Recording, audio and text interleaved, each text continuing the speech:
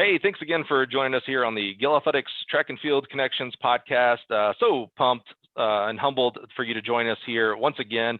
We're in the month of November, and it's amazing. It really is that you continue to be subscribed and continue to listen to this podcast that started on a whim to celebrate and honor track and field coaches around the country. And that's what we got today. Help me welcome our guest today, Mr. Maurice Henriquez. Did I get that right? I tried to add a little flair. Yeah, that's pretty good, man. You kind of rolled your tongue there. Pretty good. I took a few years of French in high school and college, so that does not help me at all with name pronunciations or anything like that, man. So it's all guessing on my part. Maurice, thanks for joining us, man. I'm just so glad you would be with us. We're recording in the morning. I'm always amazed that anybody wants to talk to me at 8 o'clock in the morning.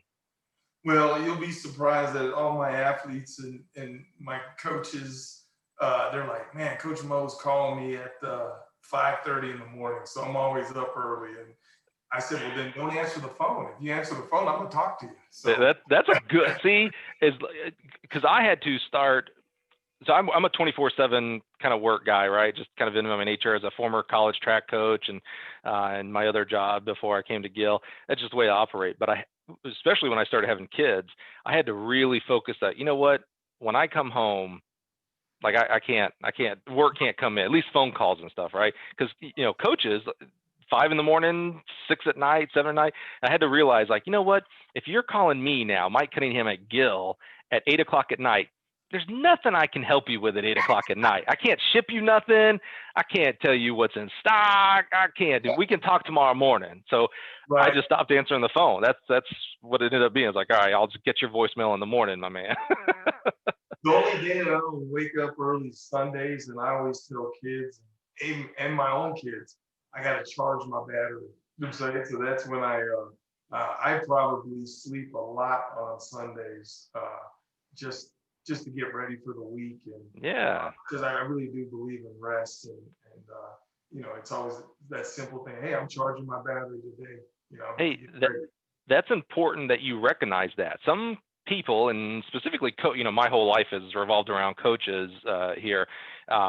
But I get that a lot with coaches. They want to be on that 24/7 that I talked about. They want to be, they're either always talking to an athlete or talking to another coach or reading a book, or they're always literally trying to do something 24/7. And it's interesting because on one hand, they'll talk about how important rest is for training, for an athlete. But then they will completely disregard that on their own life, that rest is important, the charging your batteries, if you will. So I'm glad you recognize that you need that downtime, that me time, if you will.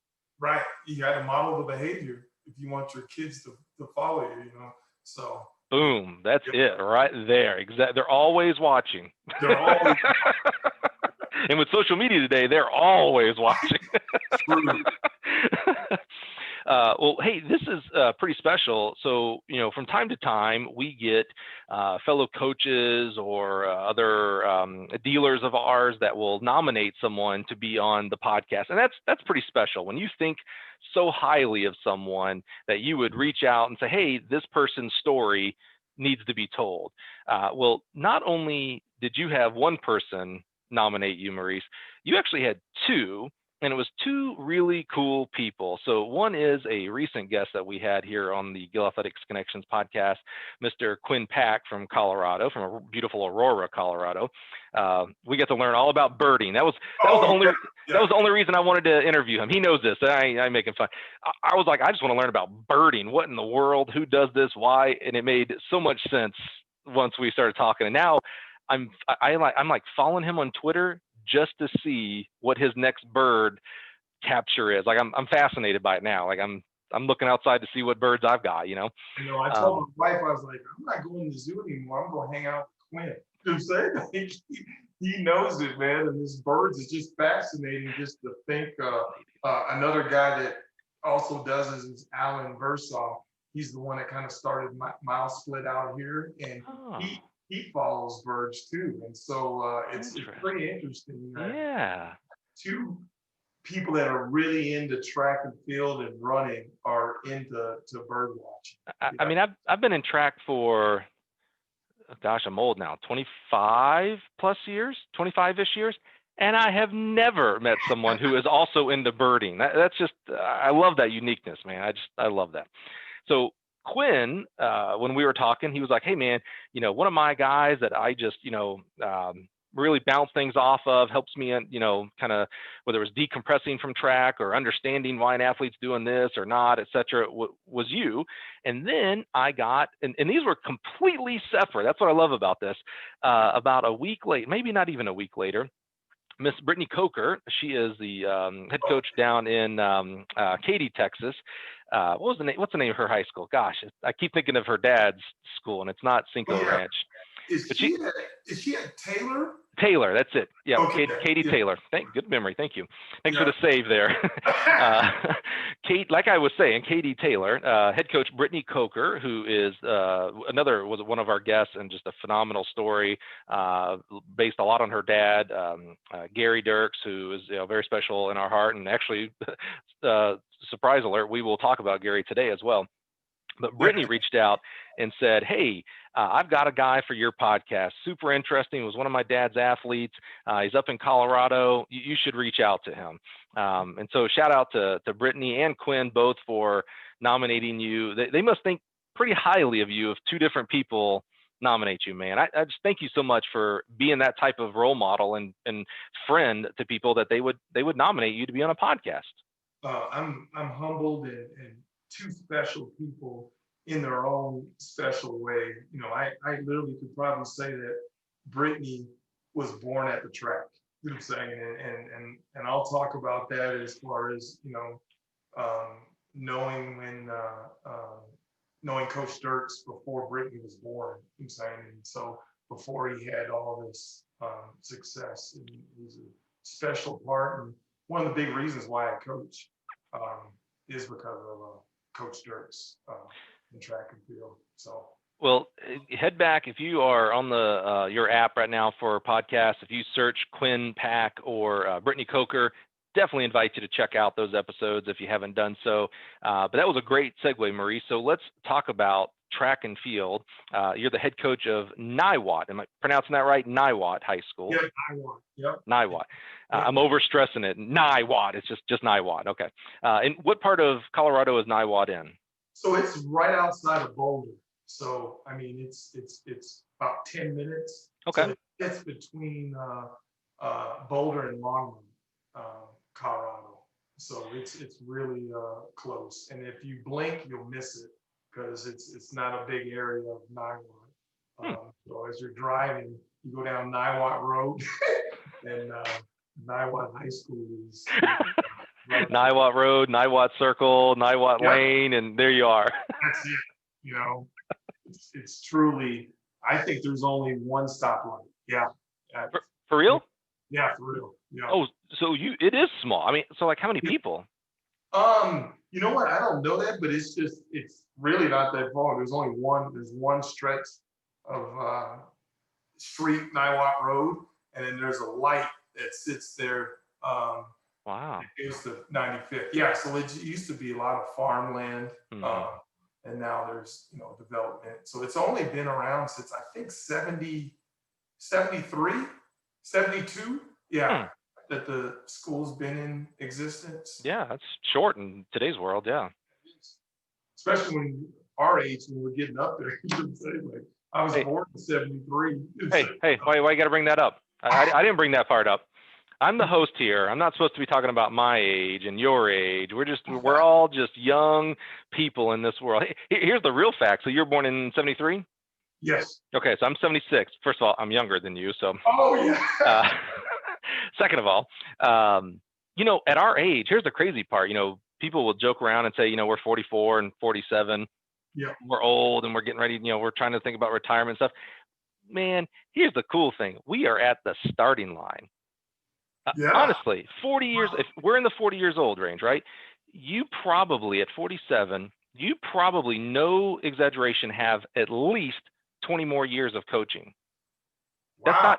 That's not outside of the realm of possibility. 67. I know plenty of 67 plus year old track coaches. We just had an 80-plus-year-old track coach, Ron Alice, former coach at University of Southern California.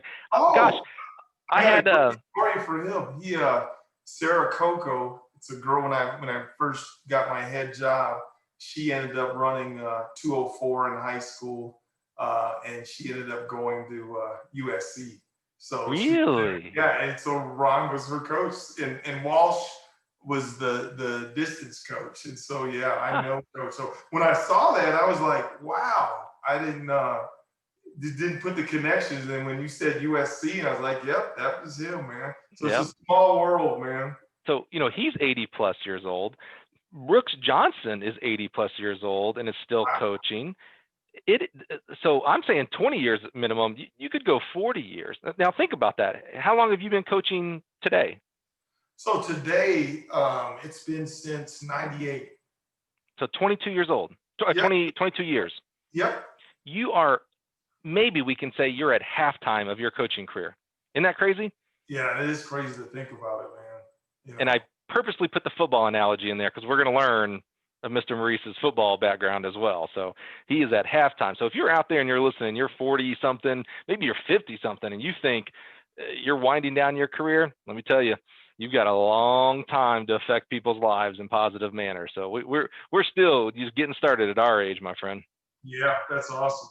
Well, let's take it back. You're in Colorado. Colorado is a special place in your life and your story, but you're actually not from Colorado. Let's get in our Wayback Machine here and take a step back. So talk to us about where maybe you grew up and when track started becoming a part of your life.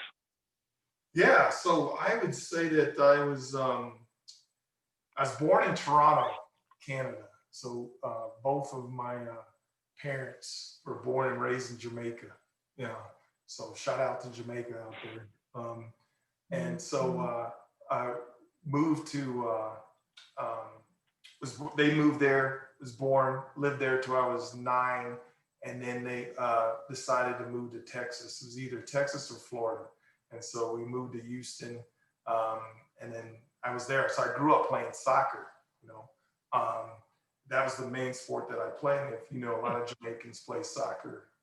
It's a big sport there, and cricket, and obviously track and field is big in Jamaica. And so moved, and then picked up, they were playing football. So if you're in football there, I remember running inside telling my parents, I was like, they're playing this crazy game, they're throwing it around. It was, it was football. And so because you didn't have any knowledge of American football? No knowledge. Just interesting. Because in football we call that soccer. You know what I'm saying? And so that's all I knew. I mean, it was just like, man, I just wanted to play soccer. But everybody, we lived in an apartment complex, so everybody in the apartment complex was playing pickup football. And I remember just going, man, I do not understand this game, And so, fast forward, get to move to A-Leaf. So that's where I went to elementary, and went to Colo, and then started to run track and play football. I'm still learning it, but really love track. So my father passed away. My sister passed away when I was 9. And I really didn't even cry at the funeral for 5 years. And so running was like my outlet. And I felt like at that time, if I won a race, I'd be able to get to see my dad again. And so, so when I was in 7th grade, I was I think the track meet probably was in Missouri City, and I raced a kid now you got to understand, like I ran that race and I would never lose because I wanted to see my dad again. You know what I'm saying? Oh, motivation. Yeah, that was my motivation. The why. Because you asked me, why do I coach, and this is why. So I was like, okay, if I win, I get it. So I beat this kid. The next day, I get a call, or somehow Coach Dirks tracked me down and was able to have a conversation. And he was just like, hey, man, you have a lot of talent. I don't know if you know who you beat, but this kid was the AAU. I didn't know what AAU was. And I told him, I was just like, you don't really realize why I'm running. You know what I'm saying? I'm running with a purpose. You know what I'm Yeah. saying? Oh, yeah. And so, well, he goes, you have a little, you have some ability. And I think I may have ran 52, 53 that day. I was going to ask, yeah, what event was it? Were you more of a quarter 400. miler? Yeah. Yeah, quarter miler. Okay. And so he started to says, "Hey, I want to train you." And so, and this is, I try to do the math. He had to be 24, 25 Yeah. back then. I mean, so he was young, and so he picked us up, me and my two friends, and he trained us. I mean, it was like he trained us hard. And so, In what year was this? so this would have been, so if I was in 7th grade, I graduated in 92. So 86. So what was it? 86. Let's put our mindset of where we are in 86. There's no internet. So there's no way to look up this guy. There's no way for him to look you up as far as stats and all this kind of stuff. There's no cell phones. There's no way of getting a hold of each other. Like you had to really track someone down. No email, obviously no social, things like that.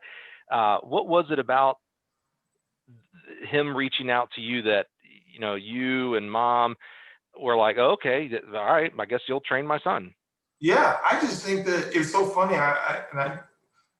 When I spoke at his funeral, I was like, I'm so glad that I won that race that day. You know what I'm saying? Yeah. Because if I didn't, I don't know if I would have that connection with Coach Dirks. You know what I'm saying? So he saw the potential in me.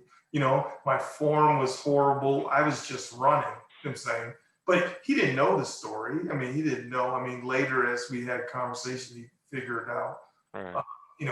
Through talking about that. And so and there was no color issue. You know what I'm saying?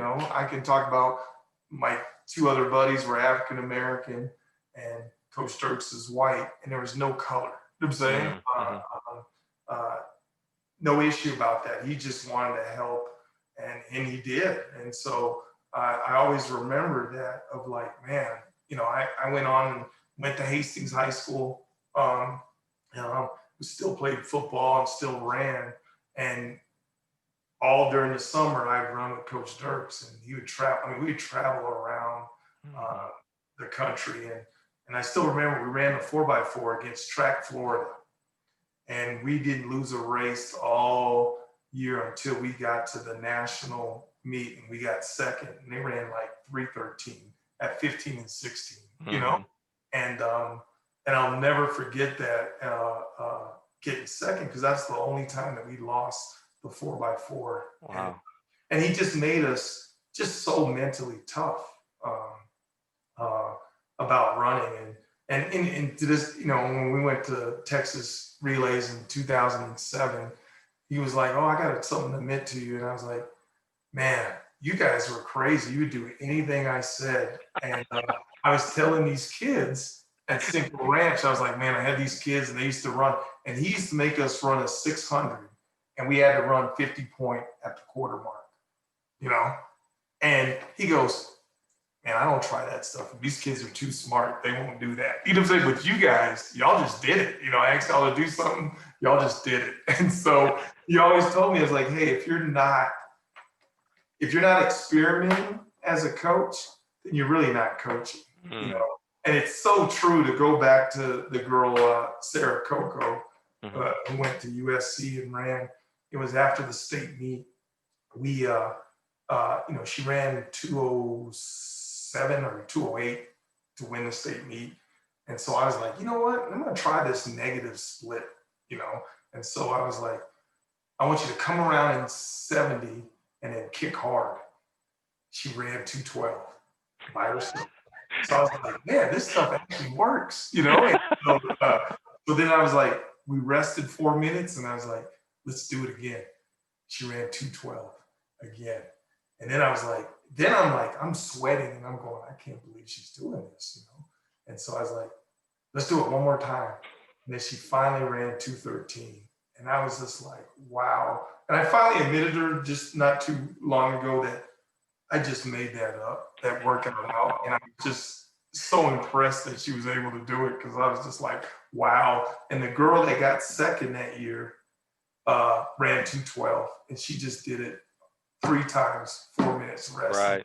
To this day, probably the most impressive thing that I've seen in track so far in my coaching career. I've seen a lot of great stuff, but just to do that by yourself, So I always tell kids that,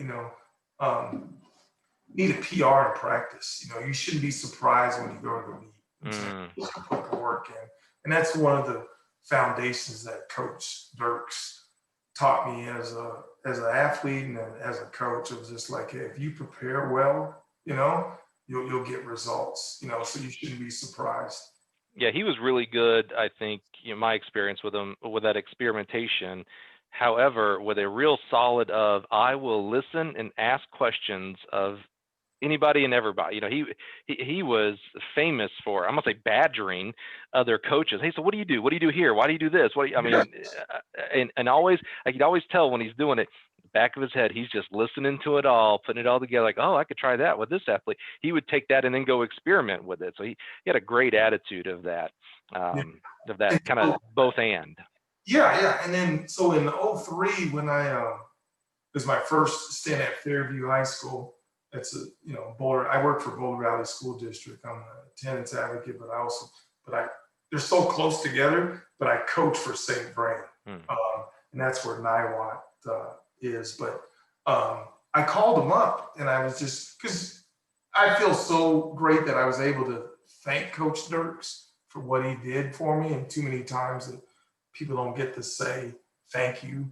And so I was calling him up, and I was so excited. I was like, hey, Coach Dirks, I finally got my head coaching job, and I want to thank you, but I have a question. I was like, why did you coach us? Why did you coach me? You know what I'm saying? Especially at that time in my life. And I said, and he goes, hey, I got to tell you a story. And he goes, you were doing a workout. It was like 95 degrees. It was on a Saturday, and we're running 350s, and man, he made me throw up. Only coach ever to make me throw up. And so I said, 1 second, coach, and I threw up, and I came back and I put my foot on the line. And that's what he said to me. He was like, man, here's a kid that really doesn't have a lot, but he can work so hard. You know what I'm saying? I can coach this kid. You know what I'm saying? And so that's always been my philosophy of attitude and effort. You know what I'm saying? Those are true things that you can control. And he saw that you weren't quitting, even with adversity. Right. You're still going to toe the line. Let's get back up there. And he was like, well, man, if this kid's going to give me that, right, well, then I better give that kid everything I got. Yeah. And he did, you know what I'm saying? And it's so it's not surprising when he was given the opportunity to take on a high school program that he was going to be successful. And the thing that I needed to figure out, and I don't know when he started at Cinco Ranch, but it's kind of crazy to think that he was a middle school coach. And that just goes to kudos to the coaches in Texas of how good the coaching is at all levels. You know what I'm saying?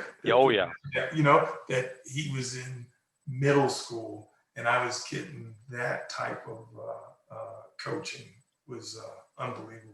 Well, I think you mentioned about it being in Texas. I'm going to open it up to the rest of the country. I see this all the time, and a lot of it's through social now, and so it depends on what you're reading and stuff like that. But we get real caught up in the level that you're at, right? Like, oh, you coach high school, well, then you must be better than all the middle school coaches. Oh, you coach college, oh, then you must be better than all the high school coaches. Oh, you coach D1, so you must be better than D2, and vice versa, all the way down. And I'll tell you what, the way I always, kind of frame this conversation is I go look at the Division III national championships. Now, all those, I shouldn't say all, majority of those kids were not considered recruitable by Division I standards. Okay, that's why they're in most of the time why they're in Division III, even though there's a bunch of other advantages of Division III, but they were not recruitable by Division I. And then go look at the national championship. Go take a look at what it takes to win the 100 meters, the 400 meters, the pole vault. it's pretty stinking good. Like a lot of times they would be All-Americans or at least in the hunt on the Division I side. That means those kids had to have been coached up. They weren't. And here's the thing, other people, I've heard the exact opposite, right? Especially as a guy who used to coach in the SEC level. People say, oh, well, you're, Florida Mouse, another former podcast guest of ours. You get a bunch of 10-20, 10-30, you get the pick of the litter. Well, of course you're going to be good. And it's like, oh, well, now hold on now. To take a 10-30 kid to 10 flat, that is also hard. That's a different set of going from 11-5 to 10-8, which is a great job. You did a great job if you take an 11-5 kid to 10-8. You take a 10-3 kid to 10 flat, whoa, hey, let me tell you, you have coached. That don't just happen. Every 10-3 kid doesn't become a 10 flat kid. You've got to coach that event and extrapolate to all the other events. Anyway, you got me on my tangent there, Maurice. So go back to high school. So you were a dual athlete, and maybe more. I know football and track. Did you do any other sports? I played basketball my first 2 years. Okay. But then at the point where it's just like, hey, it was so funny. I probably always wanted to run track in college, but then I blew out my quad pretty bad. And oh wow! tore it in half. And so never thought I was, because I ran pretty fast early on, freshman, sophomore year. And then after I blew my quad, I was like, oh man, I don't know about track. Well, then my junior year, I had 13 interceptions, and then I was getting recruited by a lot of people. So that helped, and so then it was just like, okay. And at that time, it's football is like, you get a football scholarship, they're paying for everything, and what is in track, it's rarely do you ever coach somebody that gets a full ride, Mm-hmm. They got to be top in the nation if they're that, Yeah. Did you, when you were going through your recruiting process, were you looking at schools to do both, or was it like, hey, I'm going for football, and maybe if they have track, I'll see what happens? Yeah, no, yeah, it was straight football. Yeah. So where all did you you ended up at a great university, at the University of Colorado. Where all did you look at for school? So Arkansas, Oklahoma, Baylor, not Nebraska. So I got to throw that in. Yeah. Hey, sorry for all you Nebraska fans. My man went to Colorado. I actually was wearing a red shirt when we started, and he made me change it. So he said no red at all. I barely got in. If you're watching this on YouTube, I barely got in the red G over here for Gil. Die hard Buffalo, man, all the way through. We got the best mascot. Ralphie is unbelievable. So now I went to the greatest university in the world. You went to number 2. Okay. I went to the greatest university in the world. Which is what? First of all, how dare you not know what school I went to? Everybody listening right now is like, oh my God, he's going to talk about his college again. I went to Troy University. All right. Oh, Troy. Yeah. You know it. See, that's what I'm saying. Exactly.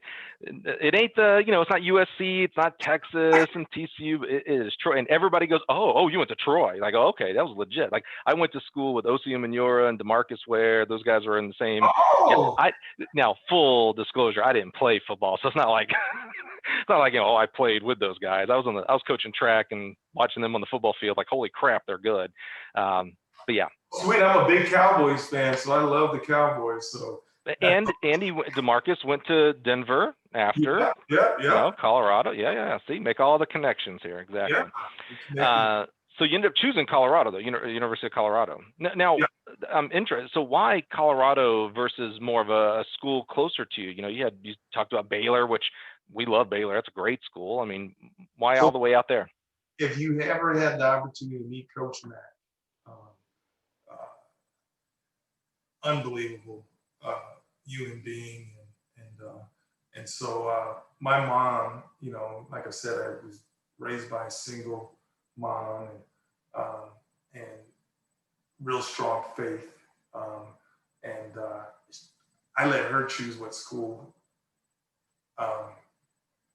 that she wanted me to go to, and it was Coach Mack. You know what I'm saying? Because my mom was notorious of making sure that not having a dad in my life, that I had men that guide me in the right way. And so, you know, and that's why I'm in debt to coaching, is because of my coaches were father figures. You know, Coach Dirks, Coach Mack, Coach Brown. He was my DB's coach. And so just caring about people. And so that's the reason, you know, why I went to CU, you know, and it helped that they won the national championship in, you know, 1990. Oh, yeah. All right. So, you know, that does say a lot about Coach Mack, because a mom, a protective mom, wants to keep the Cubs close, and she had those options, and instead, like, I love this. Trying to find the words here. This you talked about her faith, this trust in Coach Mack in the system, right? Because it can't just be one person; it has to be the staff and stuff. But that she trusted sending you away, you know, 1,000 miles away. That was going to be better than anywhere that she could have easily. I mean, and no one would have faulted her, right? If she just said, "Hey, no, I want you to go to University of Houston. It's right here. We can see each other all the time. I can go to every game, yada yada." Like, selfishly, and I don't mean that, you know, that's a mom being selfish is not bad, right? But instead, it was like, oh, here's what I think is best for you, is with this staff and this coach. That's amazing. That's a oof. I don't know. You know, I got 2 kids. I don't know if I could make that type of decision when it comes to it. Wow. Well, then when you think about it, like for me, it was so easy, because here's so to this day, you know, I just moved my mom up from Houston a year ago, so she's living with me, and she's been a widow since '81, and so it's in debt. She's 76. And so, to be honest with you, she sacrificed everything for me, my brother, and my sister. And so, for me to say, "Hey, Mom, the person I trust the most, make this decision," you know, and it was the right decision, because it's been great. I feel so blessed being in Colorado, great career, you know, my wife, my kids, been able to coach, you know, so it's been beautiful. Get to look at the mountains, you know. I don't miss, to all you Houston, I don't miss the heat, August, you know. The humidity. You know, like, I'm okay. I can open up my windows. It's you know, but I'll always will be in debt to Texas. It's one thing, having that Texas pride. So you tell that story of your mom, and I just think of words like strong, secure, selflessness. I mean, man, shout out to Mom. That's awesome. I love hearing that. That's great. Yeah.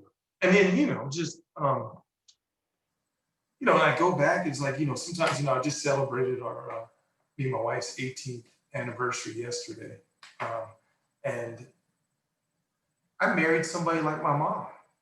My wife is just the same way, you know what I'm saying? And she had Christina. She had cancer. She never missed a day of work. You know, we both had COVID in late April, and she was like, "Hey, this is what I just signed up for." I'm a nurse, and hey, it's part of my job. I got to take care of people, you know, and so. She even told me, she's like, "Hey, I'm probably gonna get COVID, and you're probably gonna get it." Now, with that said, she recovered in 3 days, and it took me like 8 weeks, because I ended up getting pneumonia, going to the hospital for 2 days. But, you know, just having that mindset was just like, hey, this is, wow. You know, we're here to serve, you know, and so, yeah, so that was my COVID experience. Dude, here I am talking to this, you know, former University of Colorado football player. You got to be tough. You got to be strong. And I'm finding out you're like maybe the 3rd strongest one. Your mom and your wife, that's number 1 and number 2, obviously. Holy cow. Yeah. Man. They must keep you in check, man. I'm sorry. So I'm in this little room. This is all I got right here. Well, I'm glad they allowed you to be on the show. That's why I had to do it first thing in the morning. This is the only time you got. Here you go. Yeah. Make sure you vacuum. You know what I'm saying? That's right. Get your list of chores. That's right. So now, I think you were involved at the University of Colorado in one of the most famous plays. I'm a huge college football fan. Oh, okay. I think you were involved on the team, maybe not the play because it was the Colorado offensive play. But were you on the team when? Oh gosh, I'm totally blanking on the quarterback. Cordell Stewart. Cordell Stewart, yeah. The famous Hail Mary. I think it was University of Michigan. Yeah, Michigan. Yeah, it was. Always got to shout out to Rick Neuheisel. He was our offensive coordinator that year, and he was running up the sideline going, "Hey, we got this!" And before the play went off, and it was just like, I mean, gotta be realistic. Like, okay, I mean, the clock, coach, man, it's ticking. Let's go. I've never seen 100,000 people go dead silent. It was, it's one of those ones that you'll never, ever. I mean, it was awesome. That's awesome to be a part of it, and and then Nebraska. That's the only game we were 11-1, and we lost to Nebraska. So I wish, looking back at it, because I think we were the best team in college football, and I wish they had a playoff system back then. I think we all do. Come on. Actually, I think, if I remember right, I think Nebraska won it that year.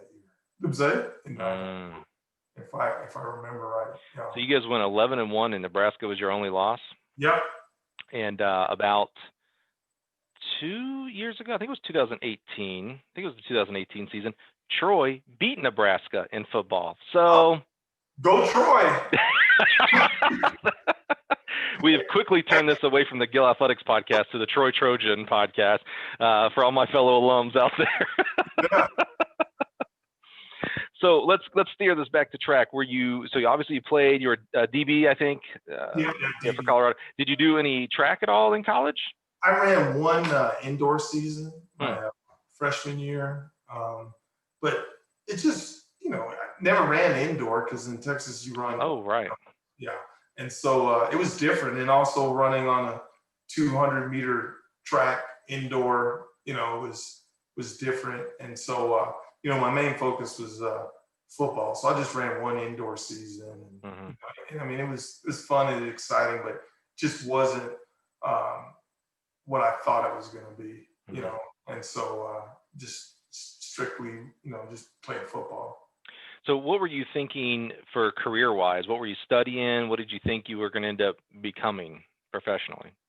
I knew, go back to when I lost my father at 9 and growing up, I knew that I wanted to do something working with kids. And so that was the focus. I didn't know what that was going to be. My degree was in sociology and communications. And so I came back, after I graduated, I came back to work a football camp.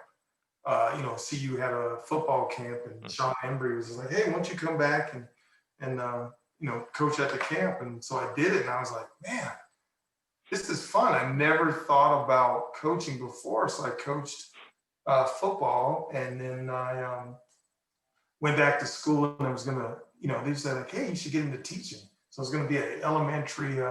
Oh yeah. You know what I'm saying? And so I was like, because there's not a lot of males teaching, and you could be a role model. And so absolutely. So I started coaching at the Random High School. It's not even a high school anymore in Denver. They shut it down. So it was just in the suburbs in Westminster. And so I was coaching football there.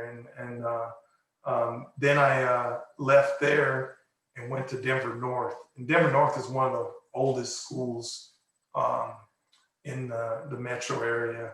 And actually, my wife graduated from Denver North, and she ran track. And so I was coaching football.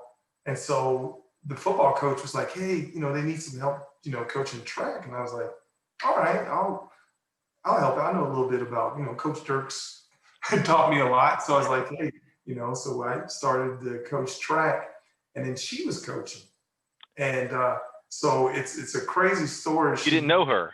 No, did not know her, even though she was at CU at the time, Oh, really? Yeah, I remember seeing her around, and because she got there in '93, I got there in '92, and the head coach at the time, Mark Mousy, he was like, my foot, I was in a boot, and so I couldn't drive, and he was picking me up and bringing me to practice, and he was just like, Christy, aren't you going by your grandma's house? And it's right by where Mo lives. Can you give him a ride home?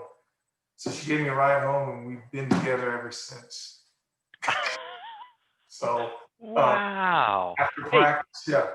Here's what I love. So, when we do get our age, we start getting the experience, right? We get to now look back at 10 years ago, 20, 30, et cetera. And, there's times in our lives when we have to make a decision, and they're small decisions at the time, honestly, right? Right. But what kind of impact they make.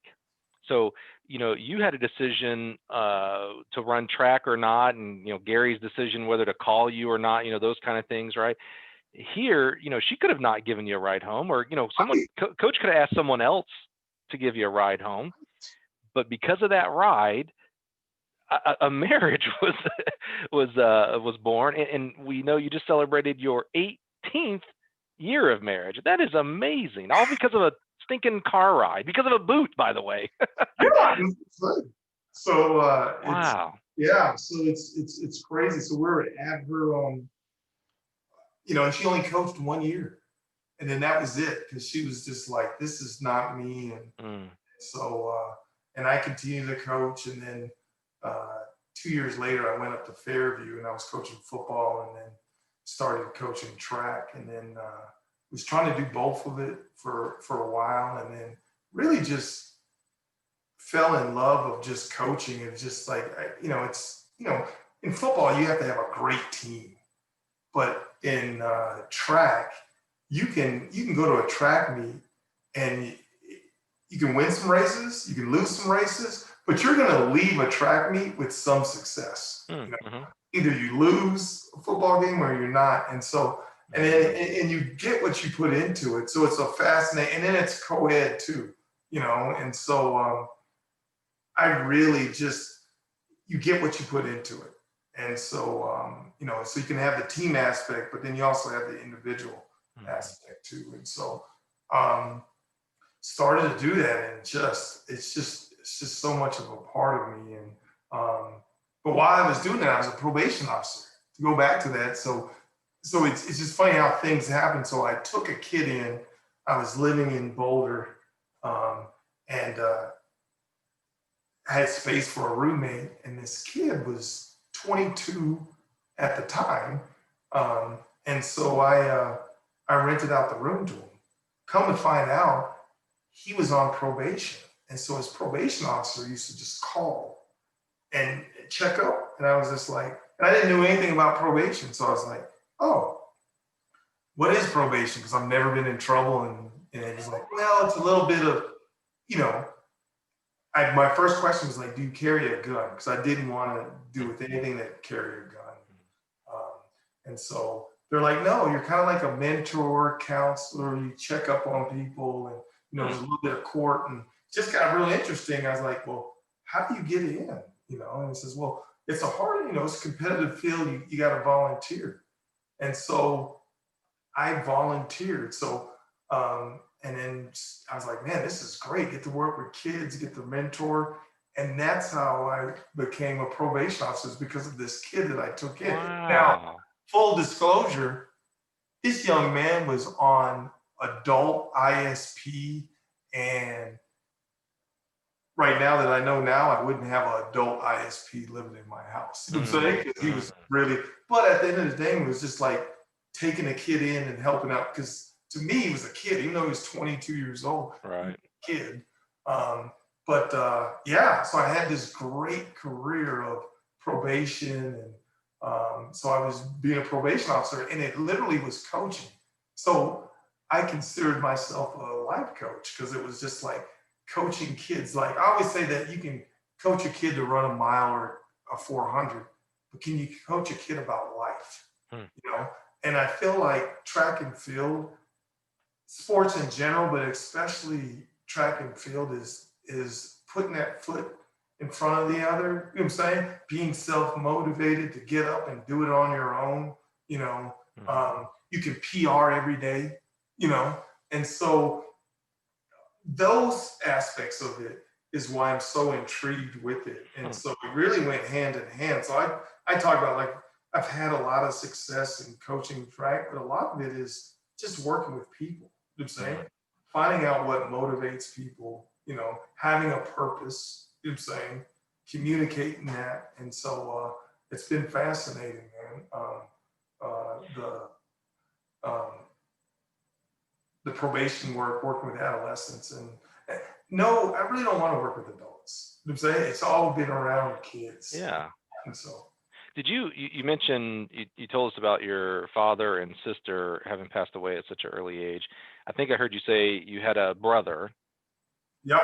So not a large family. It's not like you grew up with, you know, 9, 10 brothers and sisters or anything like that. Any like where does this kind of natural bend towards helping kids come from? Was there a larger family unit, you know, cousins and uncles? Was it how you grew up, or is this really coming from coaching mentors that you've had?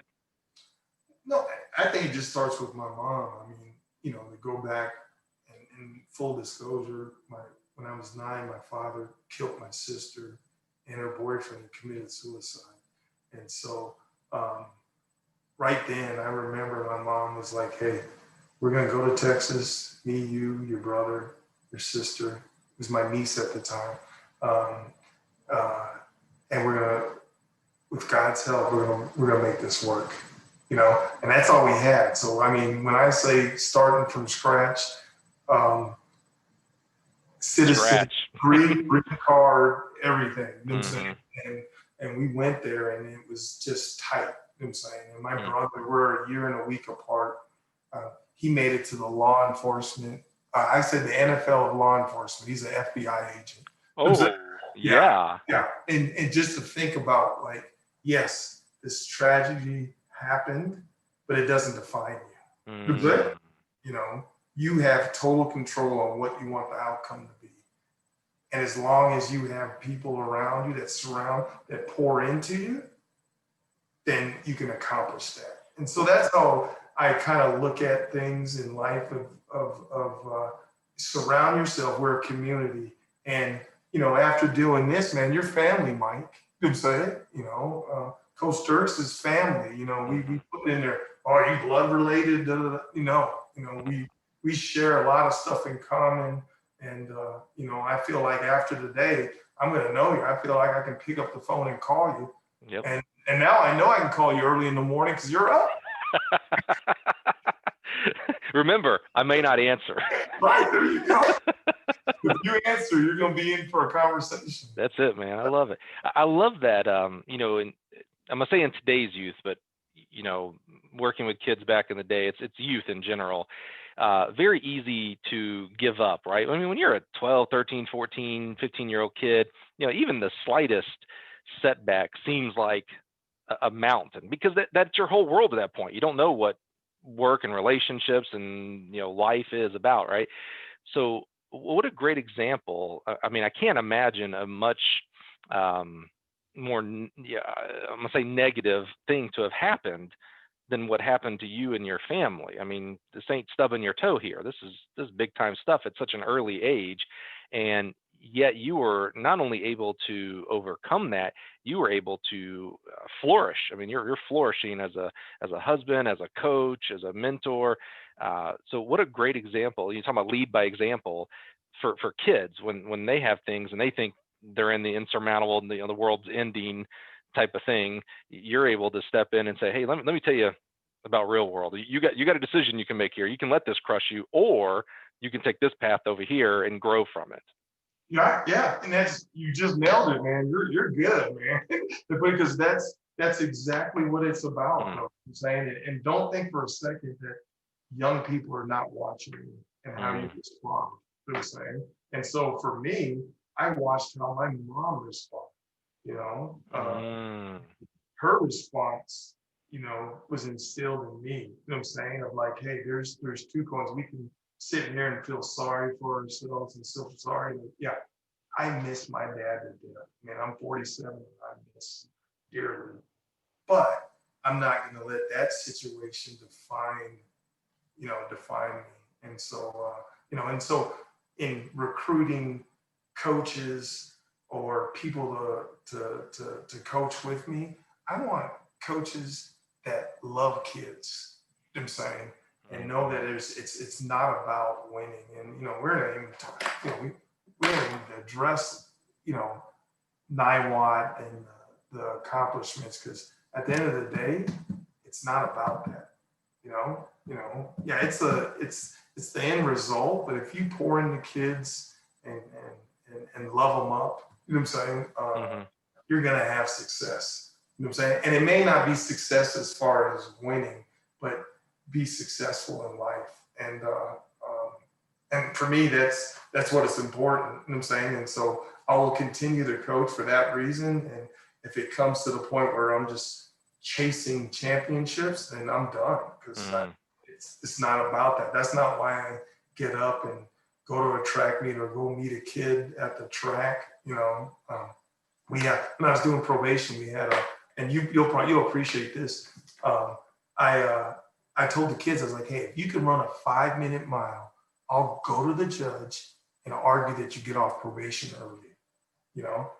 Well, we know as coaches how much work you have to put in to run a 5-minute mile. So if you get a kid that was struggling and they're practicing every day, then they're putting some commitment. They're changing their lives. You know what I'm saying? They're not smoking. They're not doing all that stuff. So if they could do it, so he was in my office. He's like, Maurice, I can do it. So we went down to the track, hit the stopwatch, and he ran it like in 4 minutes, 1 lap. And he was like, man, I got a long way to go. I said, well, the deal is still out there if you can run a 5-minute mile, because I knew how much effort it takes. Right, absolutely. To be able to do that. And so it doesn't matter if it's coaching a kid that's never ran before, or, coaching a kid in the hurdles or anything. It's just that if you just keep showing up, and getting better every day. And isn't that about life? Just keep showing up. Bingo. Yeah. Just keep showing up. So I think you're right about that. Defining what success is. Is success winning the national championship or the state championship? Certainly, that's a definition of success. Is success helping a kid realize that they are someone of worth and that they can go on to become a teacher, a probation officer, things like that? Yeah, and that's maybe maybe that doesn't show up in the sports section, but it shows up in the impact of other people throughout that kid's lives. Right. Yeah. And it's amazing. And then writing it down. I don't know. I know you have a coaching background and coached in college, but some of the things that I still do is getting to know you and writing down short and long-term goals. Like, what are you going to do after this senior, after your high school? What's your goal? And I had a young lady that wrote down, I'm going to be an astronaut. And that was my response. I was just like, wow. I remember telling my wife, I was like, man, this is Jessica Watkins said she wants to be an astronaut. She's an astronaut. No. Yeah. Wait a minute. Hold on now. First of all, I love anybody who puts a goal of, I want to be an astronaut. The whole reach for the stars, yada, yada. I mean, that's awesome. But how many how many people have said they want to be an astronaut and they end up becoming scientists and science? Bravo, you're doing awesome. Yeah. How many actually achieve being an astronaut? And she did. Yes. The other one, Elise Craney. She ran at Stanford. She's running with the Bowerman Club right now. She just ran, I think, the 5th fastest time by U.S. women in the 5K. Wow. This summer, I think it was 14:48 on the track. So she wrote down I want to win an NCAA title in the 1500. Okay. she lost by hundredths of a second and she got nipped. Like, I mean, so it's so funny. So I tell kids, it was just like, hey, you can make this stuff true, you know? So it's important. And some of them like, oh, you got to fill this out again. And I was like, yes, you got to fill it out again because this is your life. And so I'm so proud of Elise and so proud of Jessica. And I keep them and hold on to them and be like, hey, they wrote this down. That's cool. You know, so it's exciting and it was the same thing as a probation officer. We would sit in the office and write down short-term goals. Like, what are you going to get done by the end of the week? And then what's your long-term goal? You know? So it's things that I've learned from that I use in my track coaching life of just, you know, the mind can trick you to do a lot of things. Yeah. So. Yeah. Wow. I'm going to do a terrible pivot because I'm curious. You coached football for quite a while and obviously played football at such a high level. Now coaching track. You know, I know from experience and from interviewing and talking with coaches around the country, kind of what it takes. Like I see the same traits in successful coaches. A lot of it is, and you said this earlier, coaching the person, not the event. That I hear that. I mean, if I were blindfolded listening to a coach and that's their mentality of coaching, I'd be like, oh, okay, I don't know who this person is, but they're obviously successful. If you're coaching the person versus the event, you're going to have a successful team and individuals. But I don't know, I played high school football, but that's where my football journey ended. God was not going to let me play football. He's like, you're done, buddy. What is there a difference between coaching football versus track? And I don't mean the X's and O's because obviously there's a difference in that. Is there a difference in the mentality and the process of coaching football versus track? This is what I would say, and I think that if you talk to my peer, you know, my former athletes or my former coaches that coach with me, I like to script everything. So like our practices is like we start at the same time, we end at the same time, we end in a huddle. I'm saying, like, you know, we gather up, then we do a team break. Some of the stuff that you see in football, I brought in there. So I mean, it's like, hey, 45 minutes we're working on technical stuff. And it's almost like we're transitioning to the next thing. So like everything is script out. And it's, you know, because sometimes you see it's loosey-goosey. You know, you go to track and it lasts all ever. We're on it. And my rule is if we don't end in time at the certain time, then I'm doing the workout that the kids come up with. So I think I put that aspect because I think that that's where you build the team and you build the structure. So I feel like I have some football stuff that I put in track, but it's more so it's not so isolated and we're a team, you know. I think it's one of the greatest team sports because it's the only sport that I know that you physically play hurt. You know, you don't just, oh man, I feel so great. There's always something hurting on you. You know what I'm saying? Either it's a broken finger you're taping up. I mean, I ended up tearing my PCL. And I remember when I was in college, the orthopedic was like, oh, you really don't need it. You know, because as long as you strengthen your quads, you'll be, you'll be great. So, well, then why was it in there in the first place? Right, yeah. You know? It's like, I'm going to say I do need it, boss. Yeah, so okay, so I'm just going to get my quads stronger. And then years later, tore both of my ACLs because I'm missing a PCL, you know? And so, but I think, you know, by far, it's the, you know, of doing both, it's the hardest sport. Like I really do think it's the most demanding, mentally tough. And I feel like running and track and field is number 2. You know what I'm saying? Like I really do. You have to be, I mean, not a lot of people want to put, you know, you run 800 meters.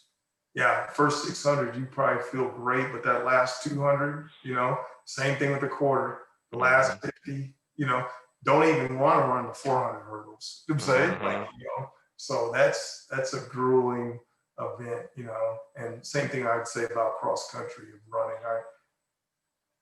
I'm biased because I was a track coach. The way, and I played football, so I understand like what it takes for football, at least on the level I was at. Yeah. And I was a offensive lineman that actually I played all 5 positions. I started at left tackle. The next series I'd go in at left guard, center. So, oh wow. Yeah. So I used to make fun of my teammates who only played, guard, and they're like, I don't know what to do in this play. I was like, dude, I know all 5. Like, and it makes you like it that kind of, to me, was kind of like the secondary to the quarterback, because the quarterback obviously has to know his play, but he's got to know where everybody is at. It's so for linemen, I had to know what everybody's play was. But for me, football was less about my body, except for in the weight room and doing wind sprints, but it was more about memory. And obviously I got beat, every play you're getting hit and hurt, like you mentioned, but it was more about memory. Like, oh, okay, on this play, I do this if they line up here and things like that.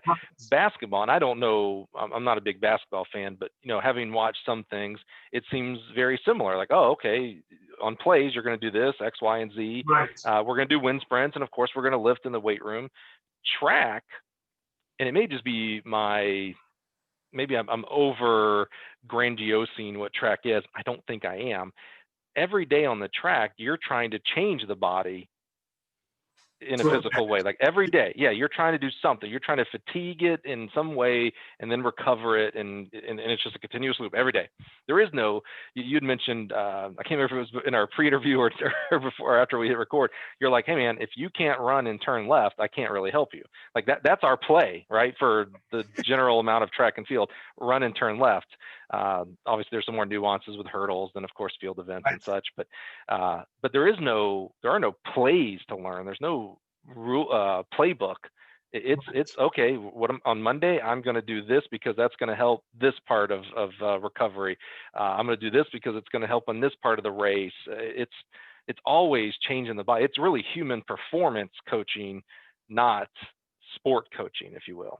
Right. True. So that's why I think it's like you're spending so much of like the mental aspect of, what I'm saying? Like, am I going to really put myself, you're running 600s and you're going to run repeat 600s, man, that hurts. Where it's a little bit different. You're distracted. Oh, they're throwing the football. I'm going to cover this receiver and, go grab some, there's some fun aspect to the game. There's a lot of downtime, but you can only feel the threshold of pain. Right. You know what I'm saying? Yeah. How do you assimilate that? How do you assimilate the last 80 meters of a 400 hurdle race? You better practice it, Right. I love that you brought in aspects of football into track with the team breakdowns, and even when you said scripted, that's the first thing I thought of. Was like, oh, I know football coaches who really, whether it's the first 10 plays of a game, I know practice. I mean, I've been involved in some different football coaches where, you see their script. I mean, it is, 301 to 308, it's this, and 308 to 320. And, they've got a guy up in the tower who hits the air horn at 308, so you know when to switch. And I mean, boy, I don't know if that's a general football coaching thing, but the coaches I've been around, that has been their MO. So I love that you brought those into track. I think we can learn, while we certainly have maybe an air of superiority in track and field, and I think it's warranted. I'm biased, but I think it's warranted. Right. I think there is certainly some things we can learn from other sports and other coaches to help with our, may not be training, it could be training, but it may be how you schedule, how you do a practice to help with the team aspect of it, the buy-in aspect of it. Yeah, and I like what you said, it's the buy-in. The other thing that I use is I pick a word every year. So I haven't came up with the word for this track season. So for instance, one of the years we used resilience. And so each kid, I tell them, hey, this is the word, start of the season. This is what resilience means. I'll give them a story. And then each kid, they don't know when it's coming, or coach, I'll be like, hey, Coach Christensen, you're up today. And he'll come up and what does this word mean to you? and he'll tell the story, I'm saying, of what resilience means. Yeah. And some of them are funny stories. Some of them are tear-dropping stories. Sure. It's a way that we bond together and we get behind it, and if you look at, my shirt, it says Niwot, it's not, that's what it's about. I'm saying, like, you're representing Niwot, and then we have the word on the back, and that's our word for the year. I'm saying we're going to be resilient through our workouts. We're going to be resilient when we're at home. We're going to be resilient, so it's been a thing that it's been catching that the kids and coaches, parents, and they wrap around it, and it's conversations that parents can have around with their kids. You know what I'm saying? Yeah, right. You're not doing your work, your homework, and you're slacking. You're not being resilient. You know what I'm saying? So there's things, and so I felt like that's something that everybody, regardless of what their ability is, can wrap around. Everybody can be resilient. Did you? I missed it. Did you say, was that your 2020 word? No, well, 2020 we were about to start, and we didn't come around to our 2020 word. I was gonna say resilient would have been a great word. Maybe it doubled up. Yeah, it was. How did you mentioned this earlier, and it was a topic I would love to brought up. You said in late April, I think it was, you and your wife both caught coronavirus. Yes. So, I mean, talk me through this past year. We start off January, February, March. You're probably looking forward to a track season. I assume you're planning out what some of your practices are going to be, and then there is no track season. And then you and your wife, who's a nurse, contracts the virus. I mean, what has this past year been for you guys? Oh, it's been well, and we had an indoor season, so we went to the Simplot games. I don't know if you're familiar with that. So we brought 100 kids to the Holy cow. Yeah, because I also have years ago started because of Coach Dirks, because I wouldn't have met him because it wasn't like he was at my school and coached me. Technically he was a club coach, when we ran. And so I've had real training since 2007. And so we train a lot of kids in the local area and travel to meets. And so we're going to Simplot, and it's, great bondings. Little did we know that was going to be our track season, Right. We get back, we start late February, practice for a week, and then we had that first meet. And as the kids were driving to the meet, that's when we found out, like, this is it. This is our last meet that they're going to go down on the complete shutdown in the state with COVID. And so it was going to be probably, we've won 4 state titles on the girls' side. It's going to probably be my best girls' team ever. Oh. Yeah. But, Mike, I would tell you what, man, it really gave me the opportunity to put things in perspective of, like, to talk about the process. Like when I was talking to our seniors of saying, okay, look, you were lucky and fortunate to win the year before. You're on the team. We're not going to have this season.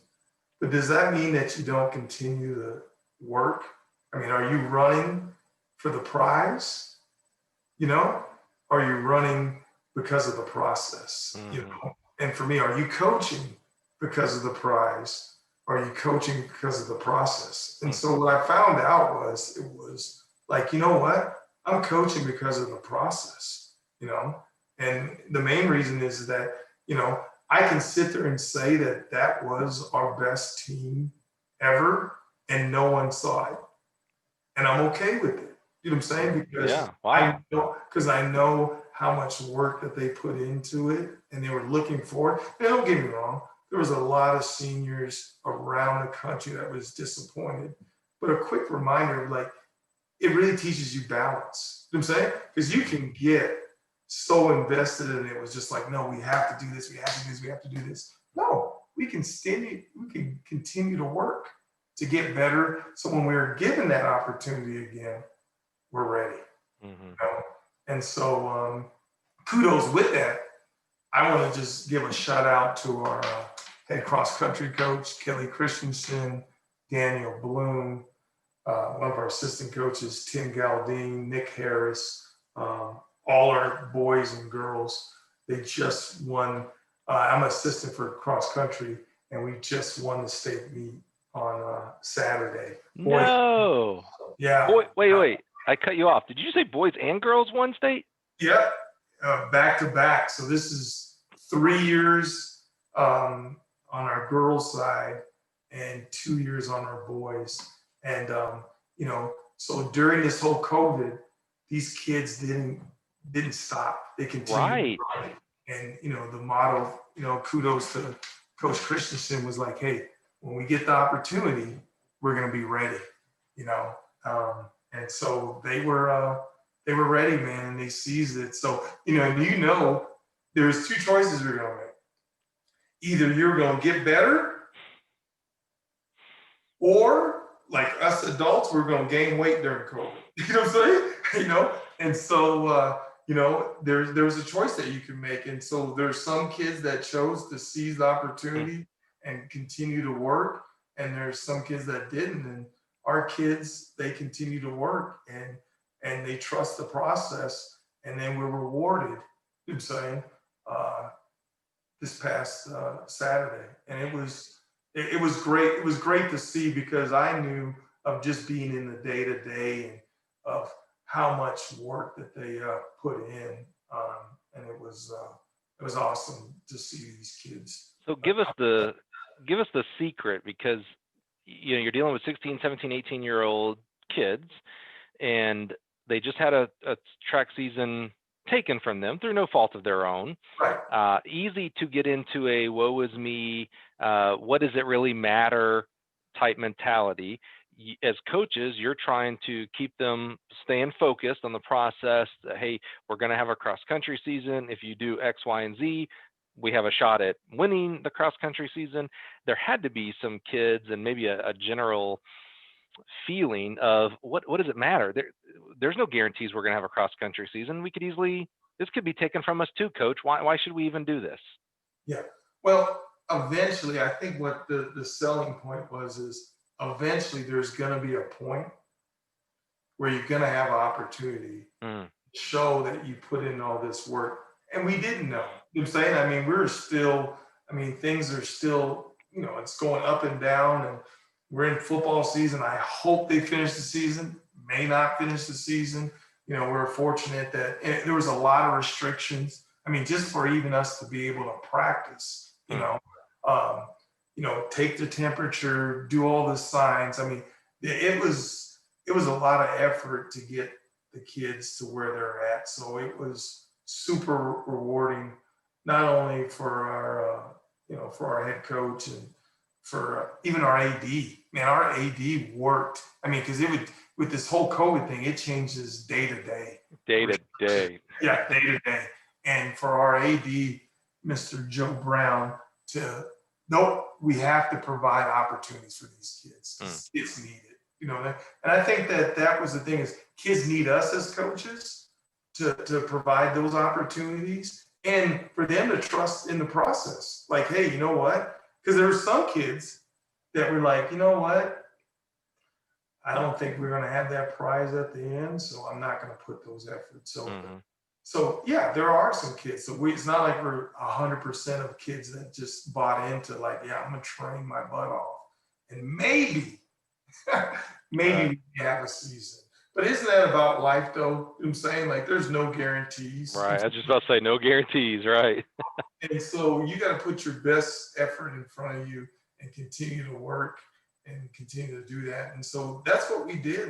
And the COVID thing, it really taught me to have balance, you know what I'm saying, as a coach. And I was able to spend more time with my family, which, after the years, it was just like, you kind of just forget, because you're a coach, moving to the next season, and like my wife, she's a nurse. So shout out to all those nurses out there. And she knew going into it that, hey, I may be working the COVID unit and I'm probably going to get COVID. And I was like, don't wish that on yourself. She's the smarter one. She's realistic. Like, I'm working COVID patients, I'm probably going to get it, you know? And so she got it. And she said her worst part is she lost her taste. And so then I was starting to feel like day 5, literally when COVID hit, I was like, okay, I'm gonna run 3 miles every day. I was just saying, you know what, might as well get in shape and have all this time. Let's just do it. So the day before, I ran 6 miles. And then the next day, found out that I had COVID, couldn't walk up the stairs. I mean, that's how. Really? Yeah. And so ended up day 5 getting a fever. Couldn't break the fever. And then 2 days after that, my wife was like, and this is when I really got nervous because my wife was like, hey, your breathing is off and I think you need to go in. And then that's when I really got nervous because I was like, if she's telling me I need to go in. Yeah. Right. Yeah. So I remember walking into the emergency room and they didn't let her come. That was like, yep, see ya. We'll call you, to let you know. And they did some tests and found out that I had pneumonia on top of the COVID. Oh, wow. That's when my lungs was just shot. And Yeah. so went there and luckily the fever broke in 2 days and then I felt better. But it took about 8 weeks to recover. So wow.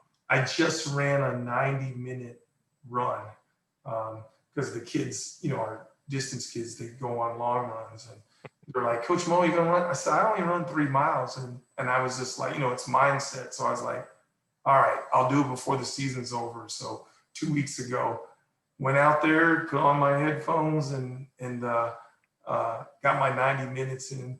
I don't recommend it.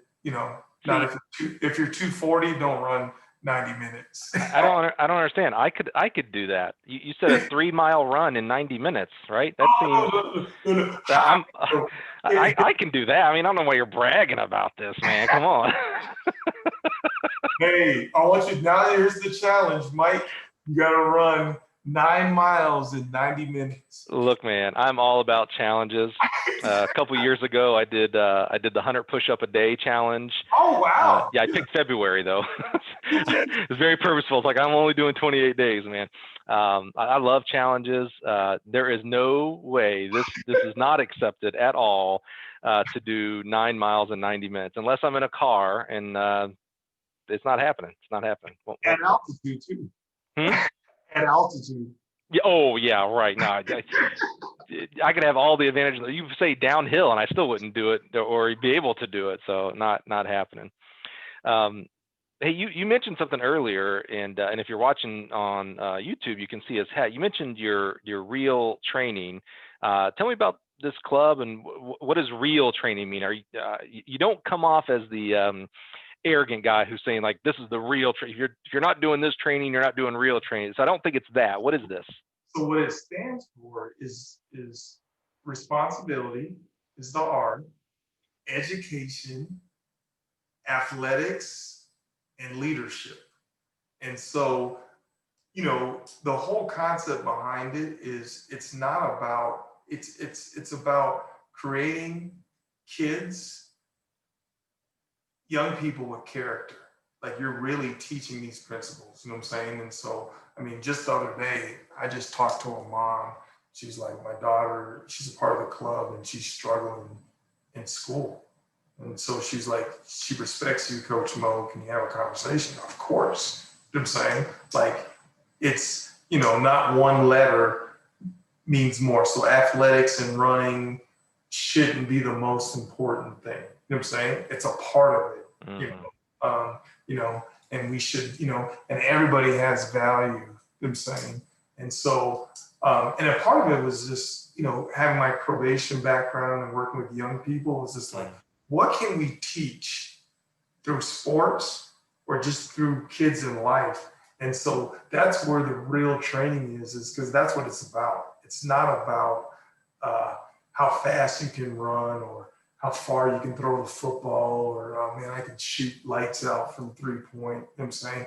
It's like, hey, everybody can be a part of it. So, people will ask, we've had a lot of successful kids in track and field and football and other sports come through the program, but it's not about that. We want the best people, you know what I'm saying? And so I tell parents all the time, if you're coming here because you just want a great coach or a great athlete, then you need to go somewhere else. And I really do mean that. I mean, phenomenal. I'm not even close to the best coach on our staff. I mean, I have several head coaches that have been head coaches before, but I feel like I know how to relate with kids and really talk about that. So it's another teaching moment. And I think that's where we're at, because I don't know, Mike, you coach college. How many Olympians have you coached? How many Olympians? Yeah. I have coached people who have gone on to be Olympians. I would not say that I have coached Olympians. Yeah.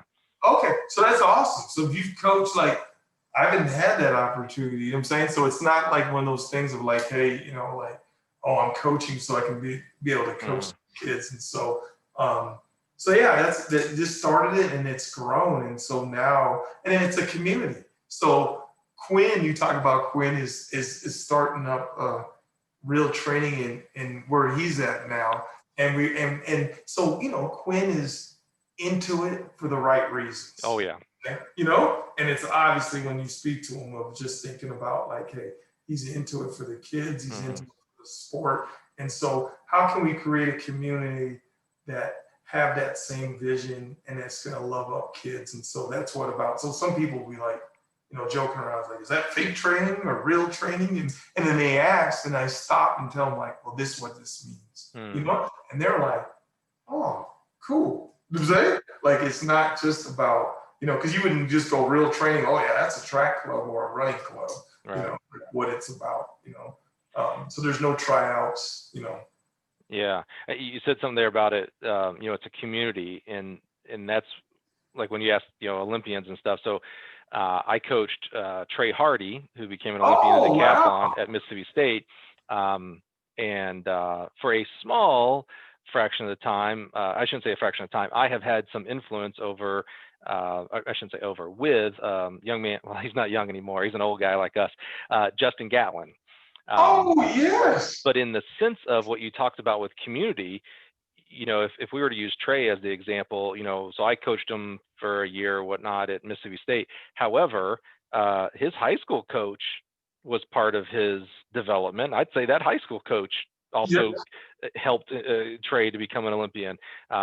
Trey had several as a decathlete with Mississippi State, had some great coaches, Keith Powell, Angela Powell, and some others there that they all helped and were part of the community to bring him up. And then he goes to Texas, and Mario did a great job with him and other coaches. So it's hard to say that it's any one coach coached an Olympian. Maybe you were the coach when they made the Olympic team and obviously had influence, but if you're not looking at the entire body of that athlete, I'm not sure. I think you're being a little bit too egotistical in that sense. It reminds me of one of my favorite conversations I've had here on the Connections podcast was with Brooks Johnson. And, Brooks was really talking about a lot of amazing things. Again, I cannot ever plug that conversation with Brooks enough. You need to go listen to it. If you've listened to it once, you need to go listen to it twice. But one of the many just amazing nuggets that he gave was talking about that it's not your athlete.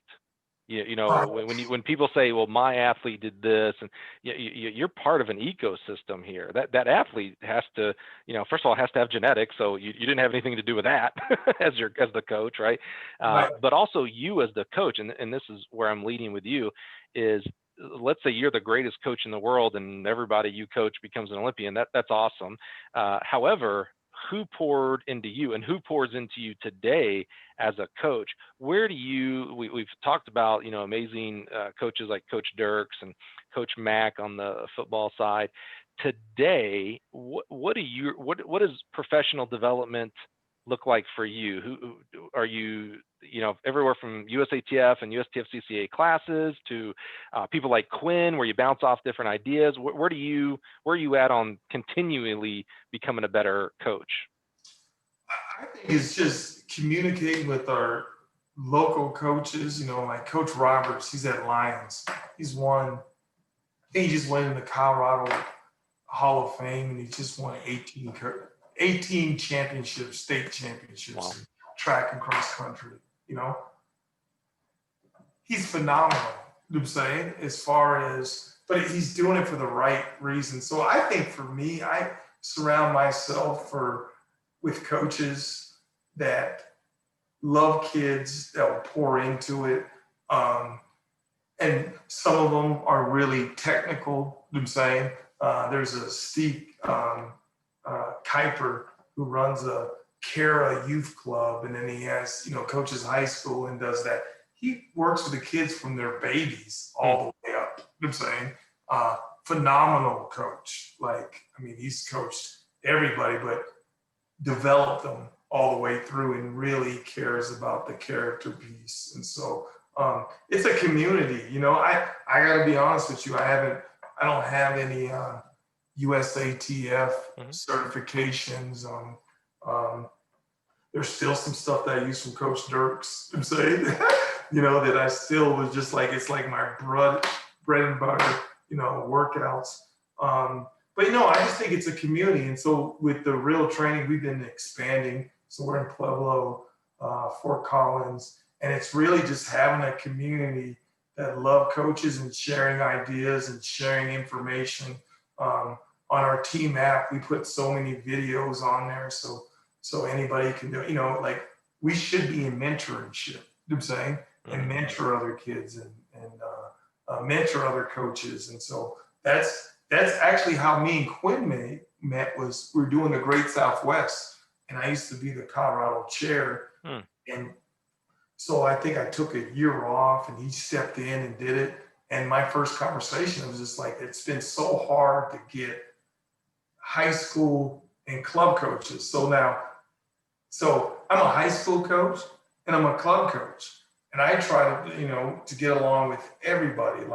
There's some great club coaches and there's some great high school coaches, but there's this, like you said, that's my athlete and it's serving my team. And I was like, man, we're all in the big process. Right. And how can we develop coach? So working on those, because I'm a relationship type person. I'm saying, I'm not going to hide. Even parents will reach out with the email. I'll send them a quick response, call me. Let's have a conversation. So that's what it's about. And so I think that's where my development is, of just going to clinics and talking to other coaches and figuring out, our staff was able to talk about, they called it the Niwot way. A couple of years ago, we talked about, they want us to talk about how do you build, state championship teams. We didn't even talk about workouts, the process, and blah, blah, blah. We talked about loving up kids, in the process. And I think people left there going, wow. We talked about rest. We don't, in track season, we don't even practice on Fridays. Right. Because I really do believe, what are you usually doing the day before the meet? Most kids are jacking around. They're not taking it serious. So I'm like, go home, enjoy your family. Coaches, go enjoy your family. Take that day off, because we get all the work done Monday through Thursday. Take Friday off, and then we compete hard on Saturday. And it's worked, you know what I'm saying? And somebody's like, man, I don't even practice on Friday.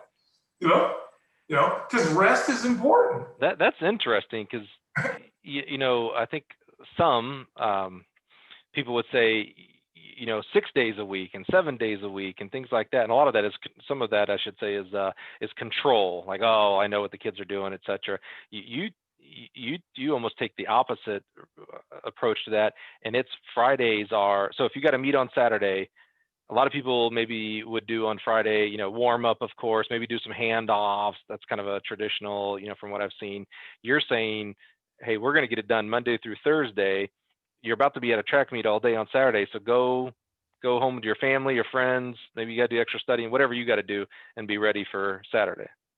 Yeah, that's the way to approach it because when you really think about like even the handoffs, right? So it depends on how they sleep. They get up in the morning, they may be feeling, hey, you know what, kind of tight here, or oh, I'm actually feeling pretty good because I'm rested. You're gonna practice that handoff before they go anyways. And so it's just like sometimes we have to, and I think you named it, a lot of coaches practice because of the control issue. You know what I'm saying? Well, aren't we teaching kids to be responsible? You know what I'm saying? Because we want them to be able to make good choices, not having us around, you know what I'm saying, and be really committed to doing it. So, probably a lot of people don't agree with it. I'm okay. We're just gonna continue to do it because I know that our coaches sometimes need a break too, Yes. and need to spend time with their family. And if there's a day that we can sacrifice, that's a day. You know what I'm saying? That I feel like we can sacrifice. Did that Friday off philosophy start at Niwot or before? Before. I had it when I was at Fairview. Yeah. When the first time you approached that subject with your staff and maybe even your team, what was the reaction? Well, there's somebody on the team that went home and she was upset. She was just like, I just can't believe that we're not practicing on Friday. And she went home and told her husband, who was the coach, and he goes, man, that's a great idea. I'm going to implement it. You know what I'm saying? So I think she was hesitant, and then the kids got used to it. They were like, you know what? That's because the thing is when you get a 3-sport athlete, I think some kids want to enjoy, like, what does it feel like to go home right after school? Yeah, right. They never get that. Yeah, they never get that. You know what I'm saying? They get to see that. And so it's been successful. Because here's the thing, it's the kids that they think they need something, they can go get that on their own. If they feel like they need to go get a shakeout run, why can't they just go home and run 20 minutes on their own? You know what I'm saying? So I think you named it. It really is a control thing because you're not gaining any fitness level by doing that. Did you see any other residual positives or negatives? I'm thinking of maybe is Thursday practice or maybe even Monday through Thursday, but is Thursday practice more intense? Do the kids pour more into it because they know, well, I don't get to do anything tomorrow, so if we're doing a speed day or whatever on Thursday, we better kick it. Yeah, I think that they're more focused Monday through Thursday, and it probably goes back to the thing. So Friday was a travel day for football. You know what I'm saying? In college, like you didn't really practice, right? And you still went out there and performed well on Saturday. You know what I'm saying? And so it was. I think that it gets them more focused because it's almost a reward. Be like, hey man, we can get the work in, and then you reward it. Now, are there times that we do practice on Fridays? You think for it? Yeah, it all depends on when the schedule is. But then they earn it. You know what I'm saying? Like, hey, you know what?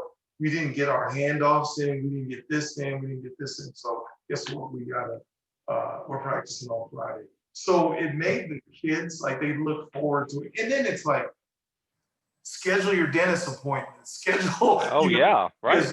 Dealing with high school kids, I guess in college it's a little bit different because it's your job. You know what I'm saying? But in high school you have parents going, hey, what's a good day? Guess what? Friday. That's a great point. Yeah, I didn't even think about that. Right. Yeah. So if you want to schedule something, schedule it on Friday. So and we haven't. I mean, we haven't. We've had a lot of success in doing it. And we have 150 kids out, so it's a lot to manage. How many kids in the school? If you have 150 kids and you talked about one stoplight or whatnot. Yeah. So there's 1,200 in the school. Wow.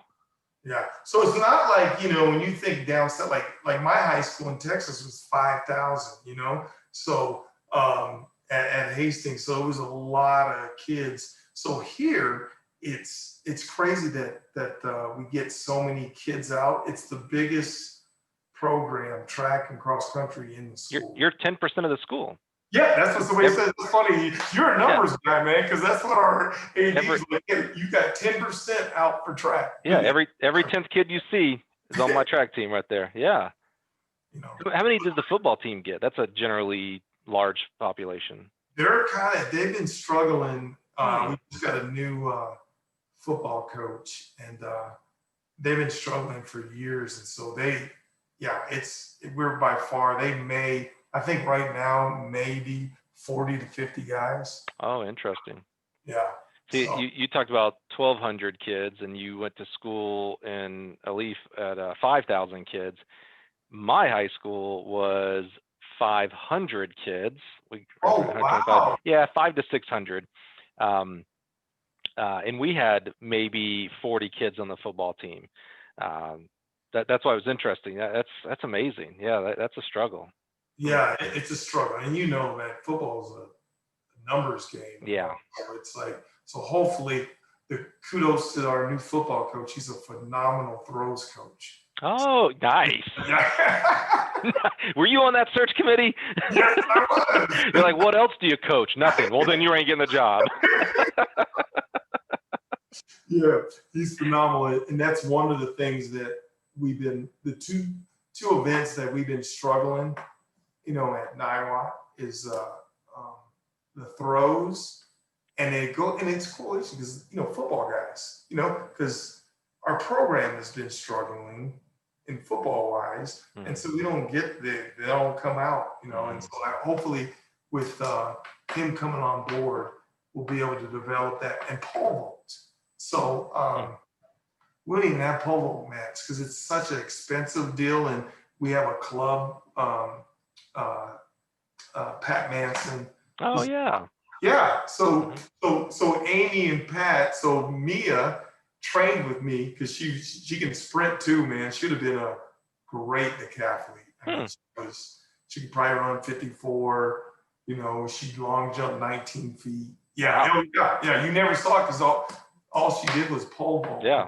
She was phenomenal. So we sent all our kids to him. That want a pole vault. It's a pretty good option. Yeah. So, I mean, a part of coaching is making great decisions and getting the right people around you, That's right. So it's you got to recruit your coaches too. You know what I'm saying? And so, our Kelly Christensen, he's our cross country coach. He was at Palmer Ridge, and they won a lot of boys and girls state titles. And I heard a rumor that he wanted to move back north because he had a brother that lived in Loveland. So I picked up the phone and called him. And you talk about the community. And I was like, 2016, I said, hey, Coach Christensen, would you ever come to Niwot? Because, our cross country job is open, and I think you'd be great. And I heard you want to come back north. And he was just like, yeah, I just need a counseling job. And I was like, oh, you call our AD. Hey, you got to hire this guy. You know what I'm saying? And so he came on, and it's been great. He goes, hey, let's work together and let's build a dynasty. So with that said, between, like, I was just going back and I was just thinking after this weekend, I was like, they just won their 5th state titles. 3 on the girls, 2 on the boys. We just won 10 altogether, state titles with track and cross country. 3 runner-ups, I'm saying, and a 3rd, so it's been fun. And it's just plucking good people to be a part of it, and guess what you have to do? You have to leave your ego at the door. You say, and I always say this, it's like, so my goal is if we can get coaches that care about young people and have the knowledge, how fun would it be? Because it's fun to do it within the community. Right. It's no fun doing it by yourself, and so if there's anything that I'm probably most proud of is being able to recruit great coaches. You know what I'm saying? And so it's fun, that love kids, you know. So we have 2 counselors on staff that are like in their daily work. Coach Christensen is a high school counselor. Wow. Coach Strauss is a high school counselor. He's our jumps coach.